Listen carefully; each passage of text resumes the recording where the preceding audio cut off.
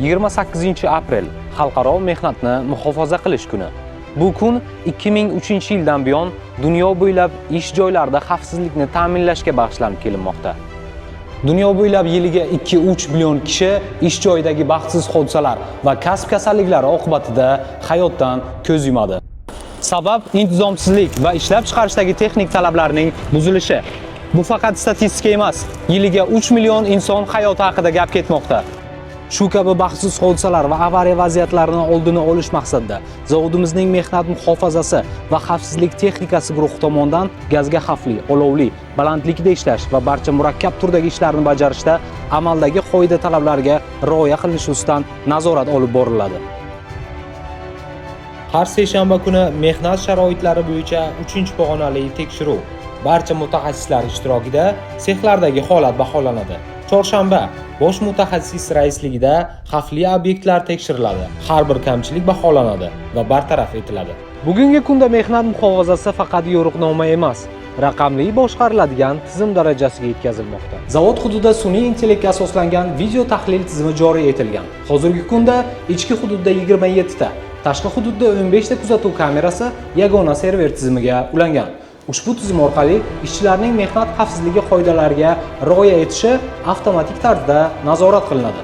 Himoya kaskasi, maxsus kiyim, himoya kamari, protivagaz va maxsus oyoq kiyimsiz ishlash holatlari aniqlanib, tizim tomonidan qayd etiladi.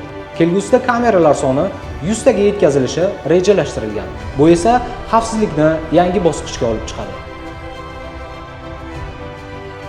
Zavodda ish joylarini samarali tashkil etish, mehnat unumdorligini oshirish va xavfsiz ishlash muhitini yaratish maqsadida 5S tizimi bosqichma-bosqich joriy etilmoqda.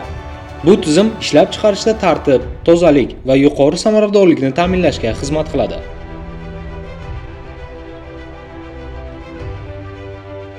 Hozirda bu tizim elektr ta'minoti, ta'mir mexanika sexi, markaziy tahlilxona, ekologiya bo'limi va boshqa bo'limlarda amalga oshirilmoqda.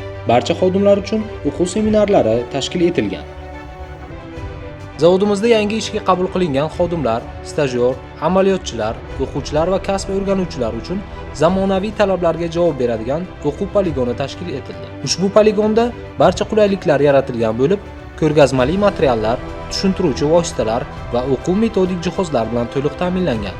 Eng muhimi, xavfli ishlab chiqarish obyektlariga chiqmasdan turib, zamonaviy uskunalar va ularning modellari orqali o'qitish tizimi yo'lga qo'yilgan.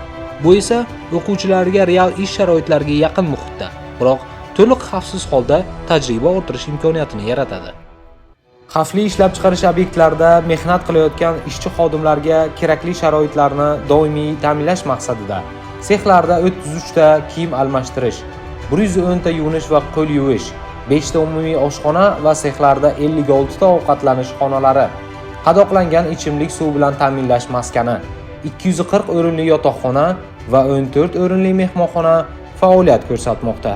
Me'yoriy hujjatlarga asosan ishchi xodimlarga maxsus kiyim-bosh, himoya vositalari, sut va sut mahsulotlari bepul tarqatiladi. Zavod ishchi xodimlari ishga kelib ketishlari uchun barcha zarur sharoitlarga ega avtobuslar bilan ta'minlangan. Avtobuslar zavodning yo'l harakati xavfsizligi muhandislari tomonidan maxsus jihozlangan avtomashinada kuzatib boriladi va xavfsizliklari ta'minlanadi. 2026-yilda zavodimizning 3200 ga yaqin ishchi xodimlari tibbiy ko'rikdan o'tkazildi. Tibbiy ko'rik natijalariga asosan statsionar sharoitda shifoxonalarda davolanishga tavsiya qilingan xodimlarga dori-darmon va tibbiy xarajatlar uchun Kasaba uyushma qo'mitasi mablag'laridan shifoxonalarga ko'chirib berildi. Kasaba uyushma qo'mitasiga mehnat ta'tillari davrida sanatoriylarda sog'liklarini tiklashlari uchun yil davomida 600 ga yaqin ishchi xodimlar, Moxihosa, energetiklar, Chimyon, Oqtosh, Issiqsuv kabi 10 ga yaqin sanatoriylarda sog'lomlashtirildi. Mehnat muhofazasi va xavfsizlik texnikasi xodimlari va kasaba uyushma bilan hamkorlikda tasdiqlangan chora-tadbirlarga asosan zavodda ishlab turib vafot etganlar, kasallik tufayli pensiyaga chiqqanlar, nogironligi bo'lgan, kam ta'minlangan va shu kabi xodimlar oilalari holidan xabar olindi va ularga bir martalik moddiy yordam ko'rsatildi. Xulosa shuki, zamonaviy mehnat muhofazasi bu faqat qoidalar yoki majburiyatlar emas.